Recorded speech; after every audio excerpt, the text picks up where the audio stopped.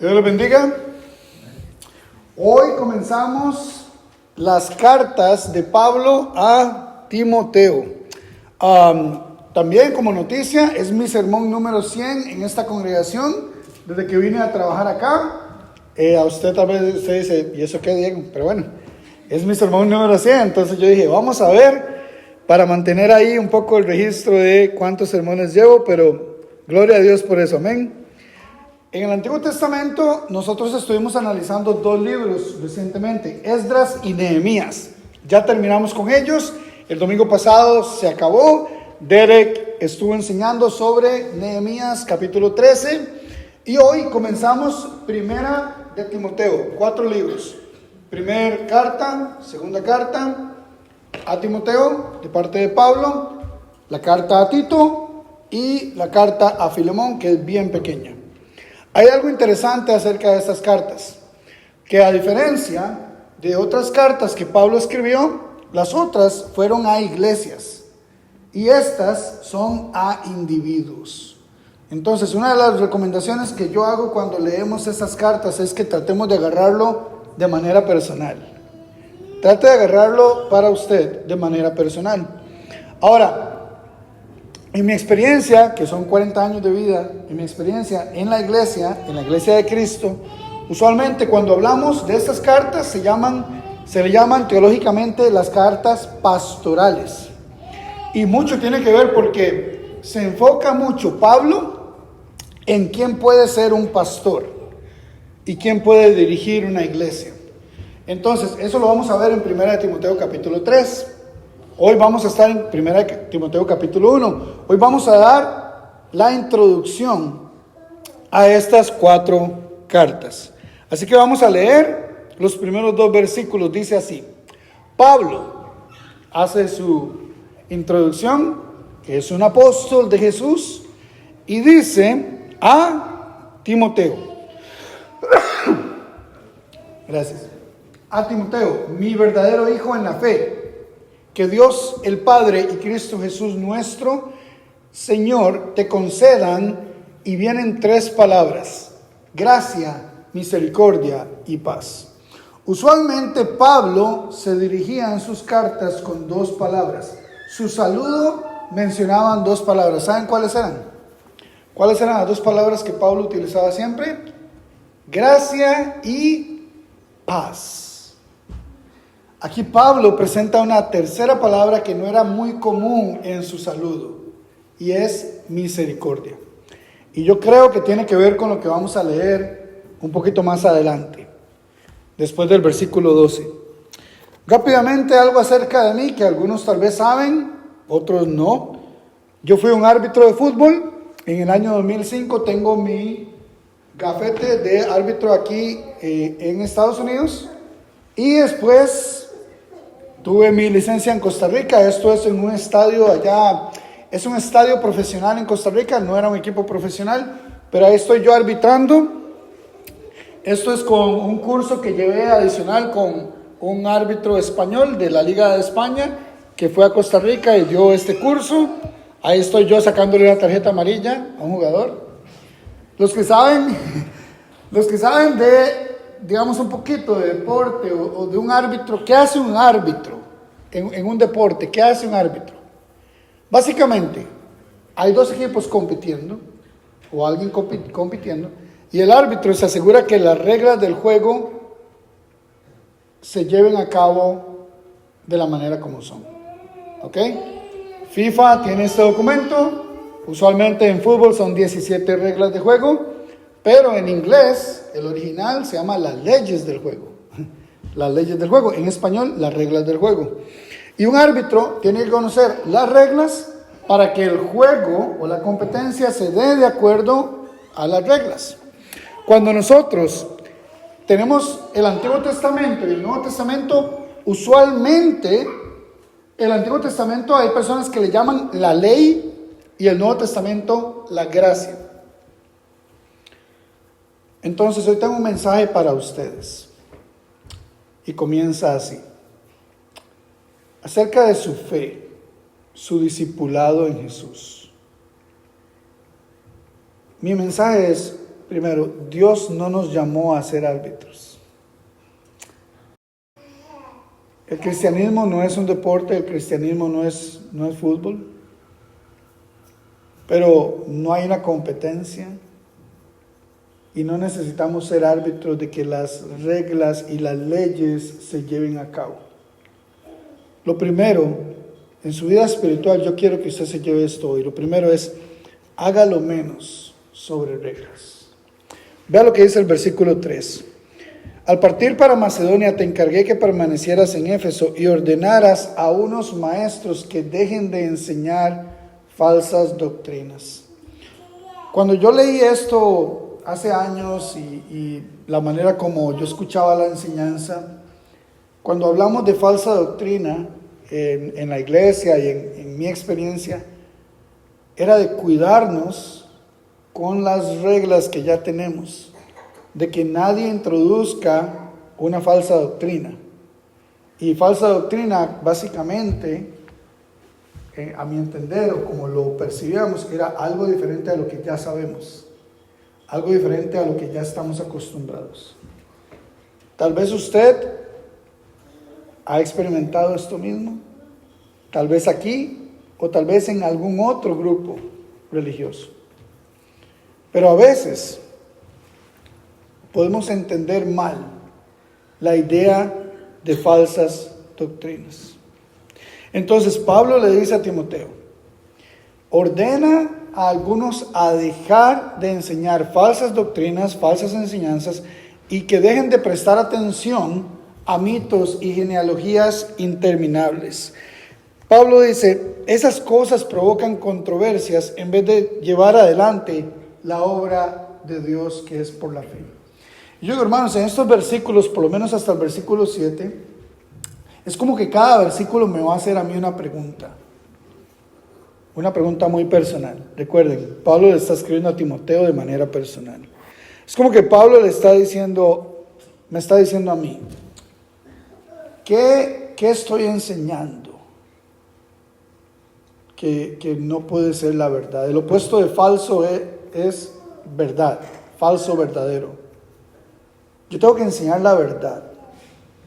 Y así como dijo Derek en el sermón del domingo pasado, hermanos, la verdad no es un set de reglas. La verdad es un ser que dijo, yo soy la verdad. ¿Quién es la verdad? La verdad es Jesús. Jesús dijo, yo soy la verdad. Y Juan capítulo 1 dice que Jesús vino lleno de verdad y lleno de gracia. Si usted tiene la verdad es porque usted tiene a Jesús. Amén. Y la falsa doctrina, ahorita vamos a ver qué es. Pero ¿qué es falso? ¿A qué le estoy prestando atención yo?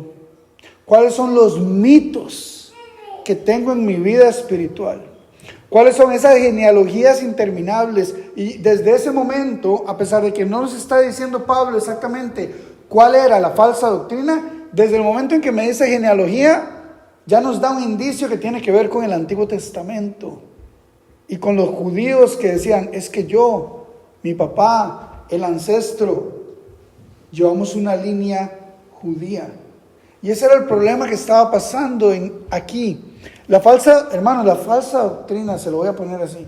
La falsa doctrina a la que menciona Pablo, a la que él se refiere, no era adorar de una manera diferente. La falsa doctrina no era, en ese entonces, que mujeres enseñaran. La falsa doctrina no era instrumentos musicales. ¿Entienden? O sea, nosotros hemos hecho esas reglas y nosotros podemos tener esas reglas. Y puede ser una decisión de la iglesia y de la congregación. Pero Pablo no está hablando de eso. Pablo está hablando de algo más. ¿Qué es lo que yo puedo provocar como controversia que detiene el trabajo, que detiene la obra de Dios? Si la obra de Dios es que la gente siga a Jesús y la gente sea discípulos de Jesús y que se conviertan en discípulos y que se arrepientan y que se bauticen y que seamos una iglesia, si esa es la obra de Dios en esta comunidad, ¿A qué me dedico yo? ¿A qué dedico el tiempo y la energía que pueden detener la obra de Dios? Esa es una buena pregunta. Yo por eso, hermanos, yo les pido a ustedes un favor. El día que ustedes me vean a mí sugiriendo aquí que hagamos talleres sobre doctrinas e invertir un montón de tiempo sobre por qué estas son nuestras reglas y por qué las seguimos y por qué las amamos, ese día, hermanos, por favor, hable conmigo y diga: Diego, acuérdese de este sermón. Acuérdese de 1 Timoteo 1. Acuérdese de lo que Pablo le dijo a Timoteo de las doctrinas y estas cosas que detienen la obra de Dios. ¿Por qué? Porque dice Pablo, la meta es amor. La meta de esta orden de detener las falsas doctrinas es amor, que brota de tres cosas. Dice: 1, de un corazón sincero; 2, de una buena conciencia; y 3, de una fe honesta. Y nosotros necesitamos preguntarnos si eso lo tenemos. Yo necesito preguntarme si yo tengo eso. Yo necesito preguntarme si yo tengo un corazón sincero, una buena conciencia y una fe honesta. Y entonces dice Pablo, algunos se han desviado de esa línea de conducta y se han enredado en discusiones inútiles.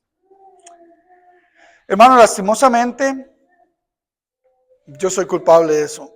Yo he sido culpable de esto. Yo me pregunto, y Catherine sabe porque ella estuvo ahí.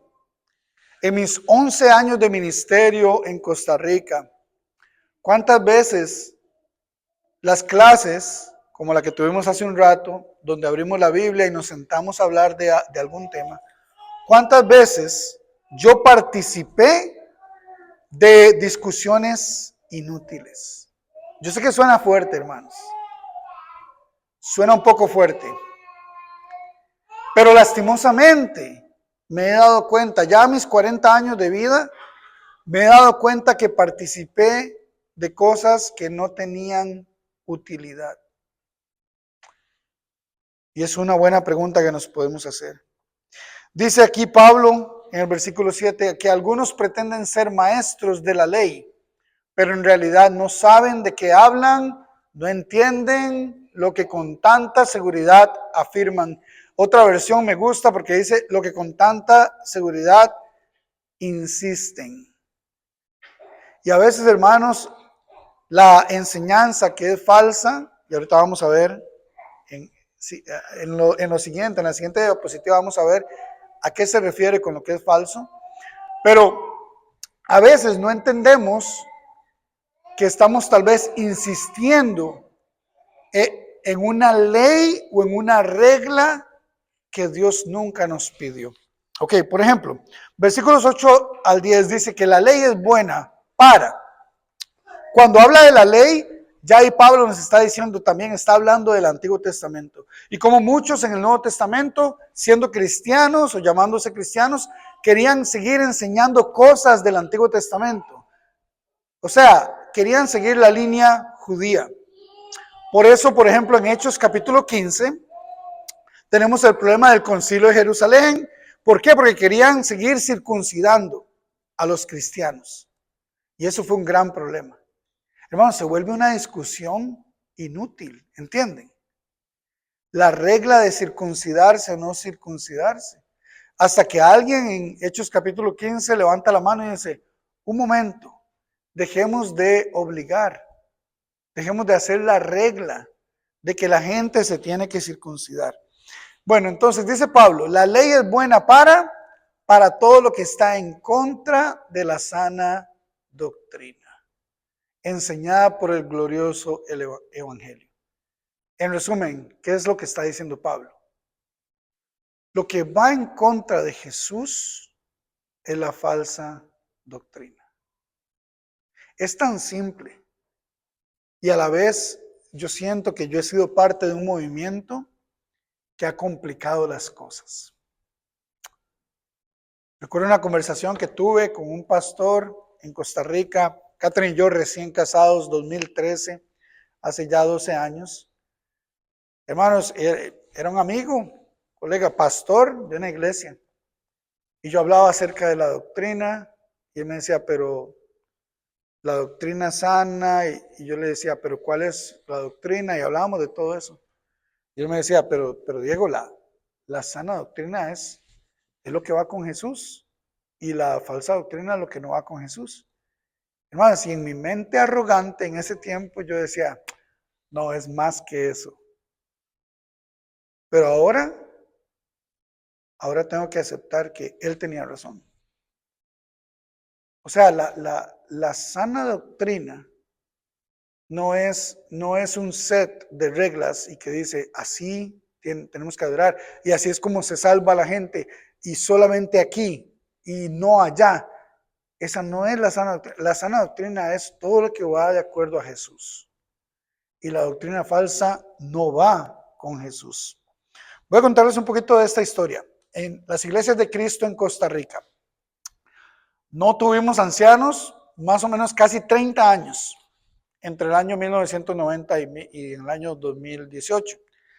Son 28 años. Si alguna iglesia, alguna congregación de las iglesias de Cristo en Costa Rica, que hay más de 50 iglesias de Cristo en Costa Rica, en un país de 5 millones de habitantes, pero si alguna tuvo ancianos, la verdad es que no duró mucho porque nadie supo. O sea, todos los que conocíamos de las iglesias de Cristo, y yo iba por muchas porque era traductor de grupos que venían, hermanos, a veces me llevaban a las iglesias a hablar sobre ancianos, entonces abríamos 1 de Timoteo 3, Tito 1, etcétera, lo que vamos a estar analizando en los próximos meses, en estos meses del verano.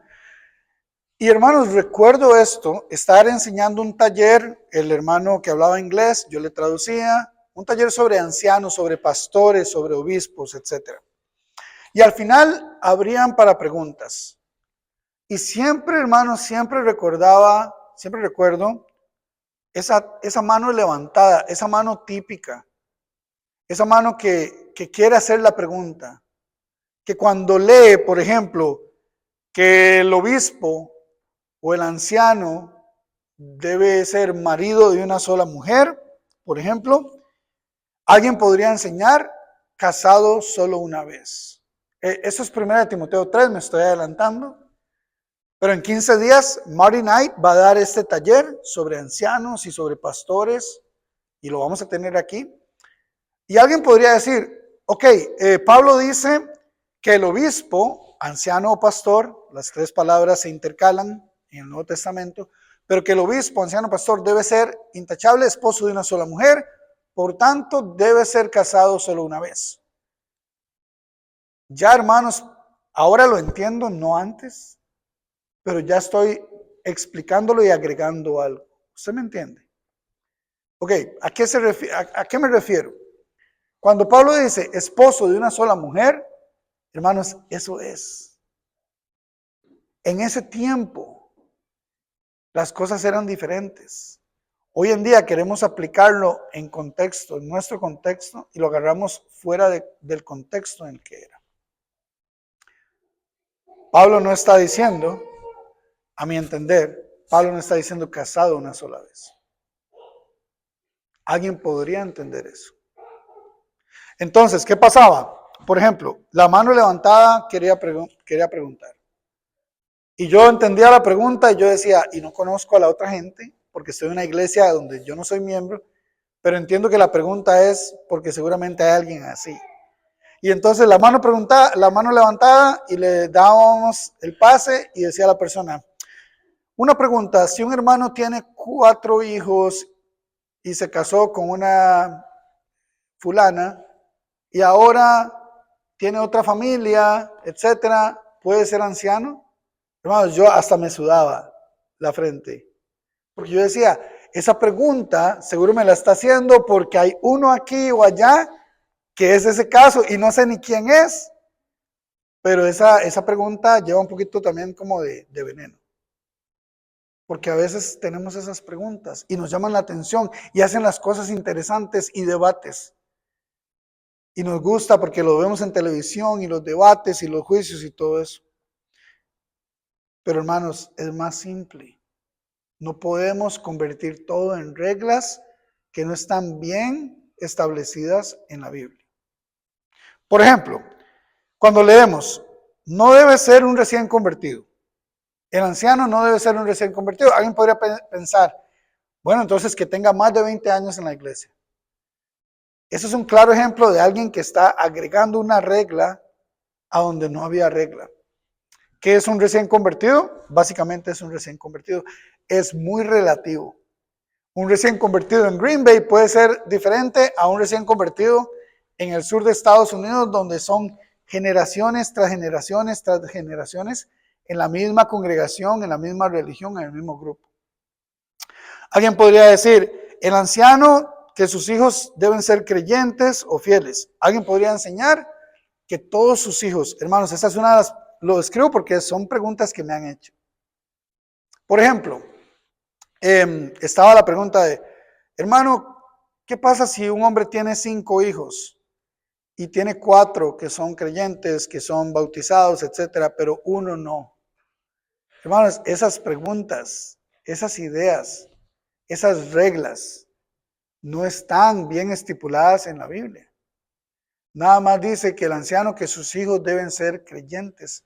Ahora hay personas que dicen, yo no me sentiría bien siendo un pastor o anciano, obispo, si no tengo a todos mis hijos creyentes. Bueno, esa es su convicción, pero no podemos hacerlo una regla bíblica, como una doctrina, de que tiene que tener a todos sus hijos. Otra persona preguntaba, recuerdo, ¿qué pasa si un hombre solo tiene un hijo? Porque la Biblia habla de plural. ¿Usted entiende la pregunta? ¿Qué pasa si un hombre tiene solamente un hijo? Supongamos Derek solamente tiene una hija. ¿Qué ocuparía Derek? ¿Tener otro hijo para clasificar o calificar como un posible anciano? Ve, inmediatamente ustedes dicen no, ¿verdad? Pero hay personas que a veces leemos más de la cuenta y hacemos reglas donde no existe. Entonces, mi recomendación para ustedes, que su fe, hágalo menos sobre reglas y hágalo más sobre Jesús. Menos sobre reglas, más sobre Jesús. ¿Por qué? Vea lo que dice el versículo 12. Doy gracias a Jesús nuestro Señor, pues me consideró fiel al ponerme en el ministerio. Desde el versículo 12 hasta el final, Pablo cambia un poquito el tono, ya no se enfoca en eso de la sana doctrina versus la doctrina falsa, y ahora habla de Jesús. Y dice, aun cuando yo fui, ¿qué fui? ¿Qué fue Pablo? Dice, un blasfemo, un perseguidor y un arrogante. Aun cuando yo fui todo eso, dice, Jesús, Dios tuvo misericordia de mí, porque yo actuaba con ignorancia. A veces, hermanos, cuando yo leo esto, yo me identifico tanto. ¿Sabe? Mi historia fue que desde que nací he estado metido en la iglesia de Cristo. 40 años. Pero llegué a darme cuenta de algo, y esto recientemente en los últimos años. A veces me siento, hermanos, como si yo fuera a un grupo de terapia de 12 pasos. ¿Conocen esos grupos de 12 pasos de terapia? Que son como, por ejemplo, Alcohólicos Anónimos y todos estos. Y ustedes han visto cómo se presentan los Alcohólicos Anónimos, ¿verdad? Digamos, mi nombre es Diego y soy un alcohólico. Es un ejemplo, ¿verdad? No que yo soy un alcohólico. Pero así se presentan. A veces, hermanos, yo me siento así en mi vida espiritual. Vean cómo sonaría. ¿Están listos? Se lo voy a poner en la pantalla para que vea cómo sonaría si yo iría a un grupo de estos. Mi nombre es Diego y soy un fariseo en rehabilitación. Esa es mi historia. Ese es mi pasado. Un pasado lleno de reglas. Un pasado lleno de leyes y reglas. Y a veces me siento como si yo fuera miembro del grupo Fariseos Anónimos. Y he hablado con amigos que me han dicho que se sienten exactamente así. Algunos me dicen, es en inglés, ¿verdad? Pero me dicen que ellos fueron fariseos antes y que ahora son cristianos. Y no es que íbamos a una iglesia de fariseos, o sea, estando aquí mismo en la iglesia, actuamos como fariseos. Usted sabe que usted es un fariseo cuando se da cuenta que todo es sobre las reglas y muy poco sobre Jesús. Y lastimosamente ese es el caso para muchos de nosotros. Pero dice Pablo, pero Dios tuvo misericordia de mí. ¿Ven la palabra misericordia? ¿Cómo saludó Pablo a Timoteo? En el versículo 2. Gracia y paz y misericordia. ¿Por qué? Porque voy a hablar de la misericordia que tuvo Dios. También voy a hablar de la gracia, dice Pablo. Ciertamente la gracia de nuestro Señor se derramó sobre mí. Hermanos, cuando usted se da cuenta que ese es usted, cuando usted se da cuenta que Dios ha tenido misericordia de usted, que Jesús tiene misericordia de usted, hermanos, usted puede decir estas palabras. Pablo, en el versículo 14 no lo ha dicho todo. Llega al versículo 15, hermanos, y Pablo lo dice de una manera fuerte. Pablo dice, este mensaje merece ser aceptado por todos. Que Jesús vino al mundo a salvar a los pecadores, de los cuales yo soy el primero. Esas palabras, hermanos, son palabras célebres de Pablo y son palabras fuertes. Decir, Jesús vino a salvar a los pecadores y tener la capacidad de estar enseñando algo bíblico y tener la capacidad de decir, no los pecadores, no, los pecadores de los cuales yo soy el primero. ¿Qué dice Pablo? Yo actuaba con arrogancia, pero Jesús, su misericordia me ha enseñado que yo soy el primero de los pecadores. Sublime gracia del Señor, que a un pecador salvó. Esa canción que vamos a cantar en unos minutos, no puede ser sublime gracia del Señor, que a un pecador salvó. No puede ser así, hermanos. No puede ser para afuera. Sublime gracia del Señor, que a un pecador salvó. Fui ciego, mas hoy miro yo. Perdido y Él me halló. Qué lindas palabras, hermanos. Eso es lo que Dios quiere. Eso es lo que Jesús quiere. Y por eso termina aquí diciendo, pero precisamente por eso Dios fue misericordioso. Otra vez la palabra misericordia, misericordioso conmigo, a fin de que en mí, el peor de los pecadores, pudiera Jesús mostrar su paciencia infinita. ¿Como qué? Como un ejemplo para los que creen en Él y reciben la vida eterna. Hermanos, eso es lo que yo quiero ser. Yo fui árbitro, no quiero ser árbitro para ustedes. Fui un referí en fútbol y fui un referí en la iglesia. Yo fui un árbitro de la iglesia. Yo no quiero ser eso para usted. Yo nada más quiero ser un ejemplo de alguien a quien Jesús ha tenido misericordia. Eso es todo. Termina el versículo 19 diciendo, algunos han naufragado en la fe. ¿Y sabe por qué, hermanos? ¿Por qué Pablo termina diciendo esto?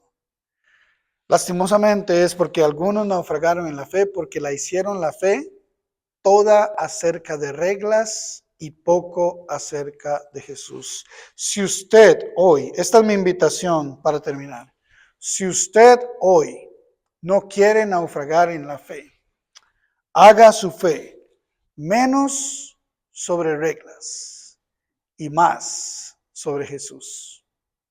Espero que este mensaje tenga aplicación en su vida como lo tiene en la mía. Les doy gracias por su atención y que Dios les bendiga.